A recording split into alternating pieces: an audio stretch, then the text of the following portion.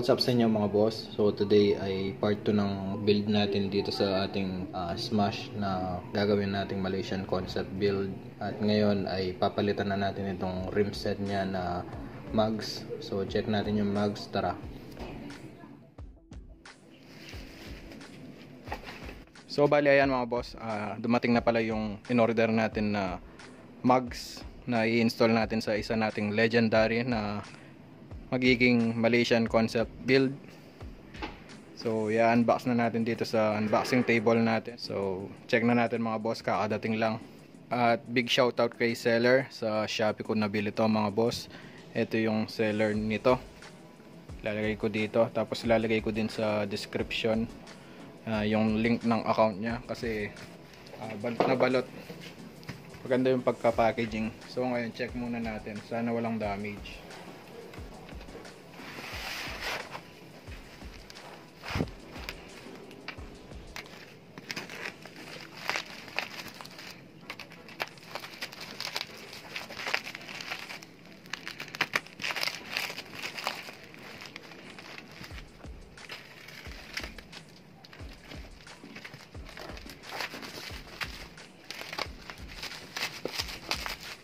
Pero in fairness pala kay seller mga boss, bago niya i-ship, pinidyohan niya muna tsaka picture, sinend niya sa Shopee account ko.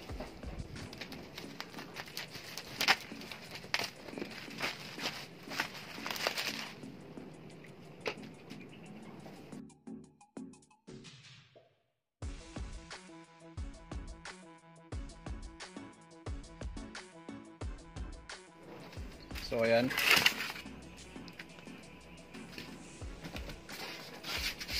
maganda talaga yung pagka-packaging, balot na balot. Check natin.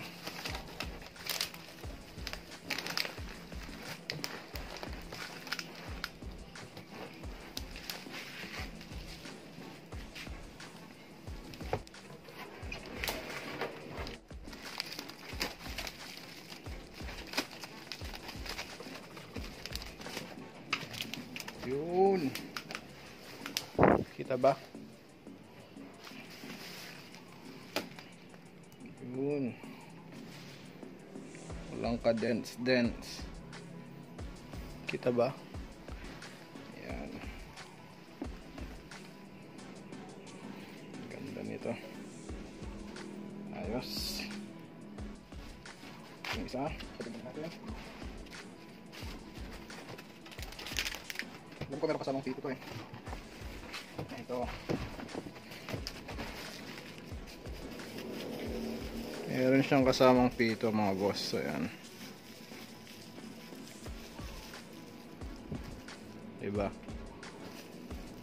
Bali gulong na lang yung kulang nito.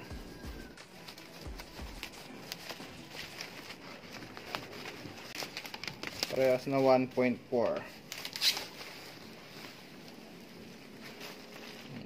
Front to front, makinis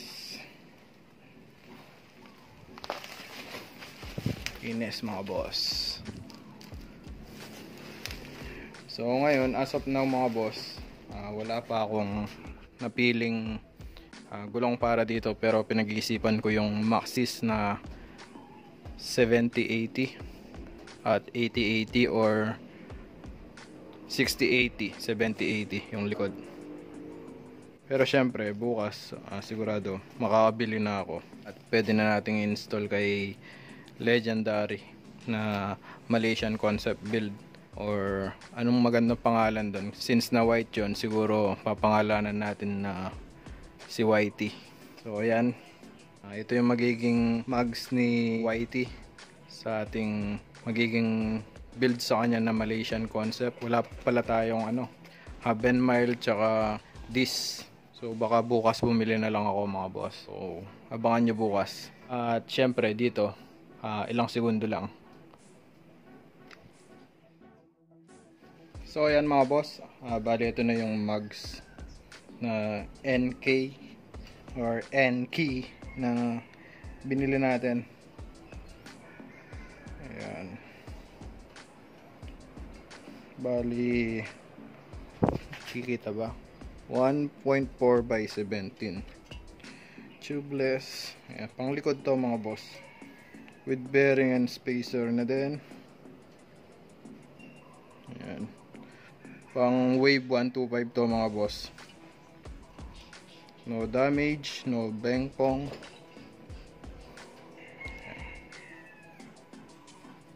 Bali, ito yung i-install natin kay YT. So, check natin yung front.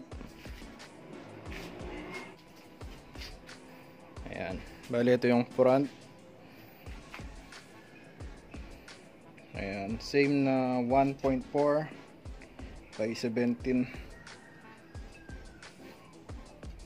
Malaysian daily use. So, ngayon, install na natin yung mga iba pang piyesang kasama nito na pinili natin sa ibang seller. Ito kasi binili natin sa Shopee. Kung pwede ko lang siyang bigyan ng 10 star, bibigyan ko ng 10 star sa review. Good packaging, walang damage, at safe na safe talaga yung mugs. And then lalagyan ko na lang ng bowl type na disc ito na pang wave 125 syempre, at gulong. So check natin mga boss, tara. Bali, pagdating dito mga boss, ito yung napili nating hub and mile na i-install. Max speed yung brand. Tapos install na natin yung mugs. Meron na pala siyang gulong. Bali, Maxxis pala yung napili nating brand na gulong. And then stock na brake panel at flange yung ilalagay natin para makatipid tayo ng konti. At yun, yung iba sa susunod na vlog na lang mga boss. So bali, ayan mga boss, hanggang dito na muna yung vlog natin about sa build natin na Malaysian Concept build. Malaysian Concept inspired na Suzuki Smash na si YT. So yun lang, abangan nyo yung next part ng vlog or ng build. Like, comment, share, and subscribe na lang kayo mga boss. Always ride safe.